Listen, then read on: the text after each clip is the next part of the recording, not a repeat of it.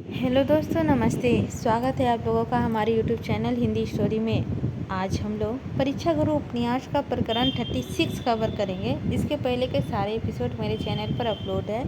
यदि आप लोग उसे देखना चाहें तो जाके देख सकते हैं। प्रकरण 1 से लेके 35 तक अपलोड हो चुका है। आज हम लोग एपिसोड जो करने वाले हैं वो है प्रकरण 36। तो चलिए बिना लेट किए हुए हम लोग शुरू करते हैं। परीक्षा गुरु उपन्यास का प्रकरण 36। धोखे की टट्टी। विपत बराबर सुख नहीं, जो थोरे दिन होय। इष्ट मित्र भद्दू जीते, जान परे सब होय। लोकोक्ति। लाला ब्रजकिशोर के गए पीछे मदन मोहन की फिर वही दशा हो गई। दिन पहाड़ सा मालूम होने लगा। खासकर डाक की बड़ी तलामली लग रही थी। निदान राम राम करके डाक का समय हुआ। डाक आई, उसमें दो तीन चिट्ठी और कई अखबार थे। एक चिट्ठी आगरे के एक जोहरी से आई थी, जिसमें जवाहरात की बिक्री बाबत लाला साहब के रुपए लेने थे और यह यूं ही भी लाला साहब से बड़ी मित्रता जताया करता था। उसे लाला साहब की चिट्ठी में जवाब में लिखा था कि आपकी ज़रूरत का हाल मालूम हुआ। मैं बड़ी उमंग से रुपए भेजकर इस समय आपकी सहायता करता, परंतु मुझको बड़ा खेद है कि इन दिनों मेरा बहुत रुपया जवाहरात पर लग रहा है, इसीलिए मैं इस समय कुछ नहीं भेज सकता। आपने मुझको पहले से क्यों ना लिखा? अब जिस समय मेरे पास रुपए आवेगा, मैं प्रथम आपकी सेवा में ज़रूर भेजूँगा। मेरी तरफ से आप भलीभांति विश्वास रखना और अपने चित्त का सर्वथा अधैर्य ना होने देना। परमेश्वर कुशल करेगा। यह चिट्ठी उस कपटी ने ऐसी लपेट से लिखी थी कि अजान आदमी को इसके पढ़ने की लाला मदन मोहन के रुपए लेने का हाल सर्वदा नहीं मालूम हो सकता था। वह अच्छी तरह जानता था कि लाला मदन मोहन काम बिगाड़ जाएगा तो मुझसे रुपए मांगने वाला कोई ना रहेगा। उस वास्ते उसने केवल इतनी सी ही बात में संतोष किया था, बल्कि वह गुप्त रीति में मदन मोहन के बिगाड़ने की चर्चा फैलाने और उससे बड़े बड़े लेनदारों को भड़काने का उपाय करने लगा। हाय हाय, इस असार संसार में कुछ दिन का अनिश्चित आयु के लिए निर्भय होकर लोग कैसे घोर पाप करते हैं। दूसरी चिट्ठी मदन मोहन के और एक मित्र की थी। वह हर साल आकर महीने 20 रोज मदन मोहन के पास रहते थे, इसीलिए तरह तरह के सौगात के सिवा उनकी खातिरदारी में मदन मोहन के 500-700 रुपये सदैव खर्च हो जाया करते थे। उन्हें लिखा था कि मैंने बहुत सस्ता समझकर इस समय एक गांव 60,000 रुपये में खरीद लिया है। मेरे पास इस समय 50,000 अंदाज मौजूद है, इसीलिए मुझको डेढ़ महीने के वास्ते 10,000 रुपये की ज़रूरत होगी। जो आप कृपया करके यह रुपये मुझको साहूकारी ब्याज पर दे देंगे तो मैं आपको बहुत उपकार मानूंगा। यह चिट्ठी लाला मदन मोहन की चिट्ठी पहुंचते ही उसने अगमचेती करके लिख दी थी और मिति एक दिन पहले की डाल दी थी कि जिसमें भेद ना खुलने पावे। मदन मोहन के तीसरे पत्र की चिट्ठी बहुत संक्षेप थी। उसमें लिखा था कि आपकी चिट्ठी पहुंची, उसमें पढ़ने में बड़ा खेद हुआ। मैं रुपए का प्रबंध कर रहा हूँ, यदि हो सकेगा तो कुछ दिन आपके पास अवश्य भेजूँगा। इसके पास पत्र भेजने का समय रुपया मौजूद था, परंतु इसमें यह पेच रखा है कि मदन मोहन के काम बना रहेगा तो पीछे से उसके पास रुपए भेजकर मुफ्त में एहसान करेंगे और काम बिगड़ जाएगा तो चुप हो जाएंगे। अर्थात इसको रुपए की ज़रूरत होगी तो कुछ ना देंगे और ज़रूरत ना होगी तो ज़बरदस्ती गले पड़ेंगे। इसके पीछे लाला मदन मोहन ने एक अखबार खोलकर देखने लगे तो उसमें एक यह लेख दृष्टि आया। सुसभ्यता का फल। हमारे शहर में एक जवान सुशिक्षित राइस की पहली उड़ान देखकर हमको यह आशा होती थी कि बल्कि हमने अपनी यह आशा प्रकट भी कर दी थी। कुछ दिन के लिए उसने कामों में कोई देशोपरोपकारी बात अवश्य दिखाई देगी, परंतु खेद है कि हमारी वह आशा बिल्कुल नष्ट हो गई, बल्कि उसके विपरीत भाव प्रतीत होने लगा। गिनती के दिनों में 3-4 लाख की पानी फिर गया। विलायत के डरमोडी नामी एक लड़का ऐसा तीक्ष्ण बुद्धि हुआ था कि वह 9 वर्ष की अवस्था में विद्यार्थियों की ग्रीन और लाटिन भाषाओं को पढ़ाता था, परंतु आगे चलकर उसका चाल चलन अच्छा नहीं रहा।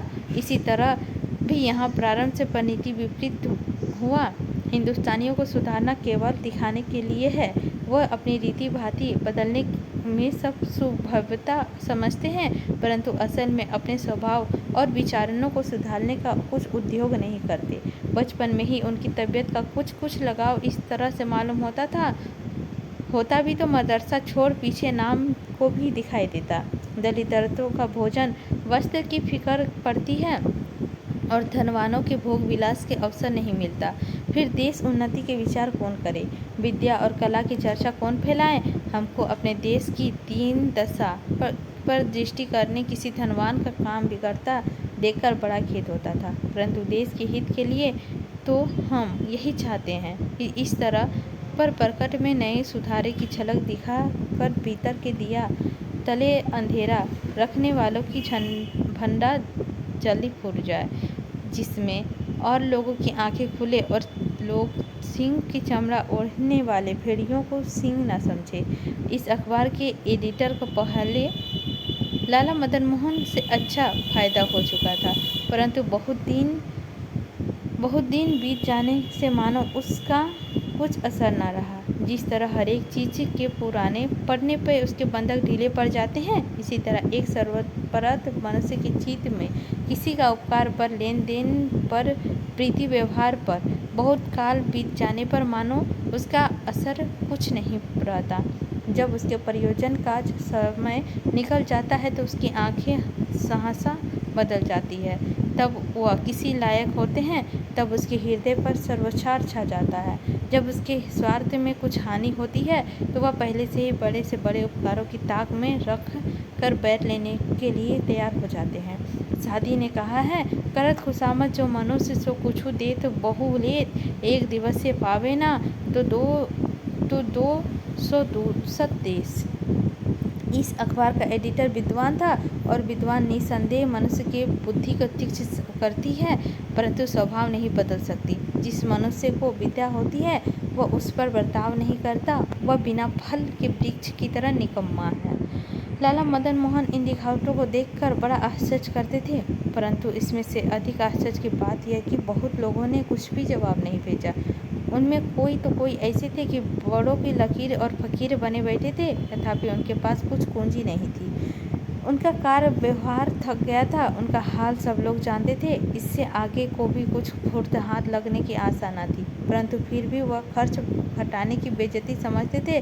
संतान को पढ़ाने लिखाने की कुछ चिंता न थी, परंतु विवाह शादियों में अब तक उधार लेकर दर्व लूटते थे। उनसे इस अवसर पर सहायता की आशा क्या थी। कितने ही ऐसे देश थे जिन्होंने केवल अपने फायदे के लिए धनवानों का सा ठाट बना रखा था।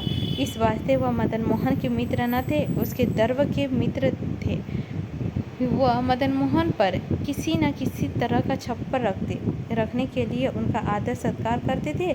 इसीलिए इस अवसर पर वह अपना पर्दा ढकने के हेतु मदन मोहन को बिगाड़ने में अधिक उद्योग न करे। इसी में उसका विशेष अनुग्रह था।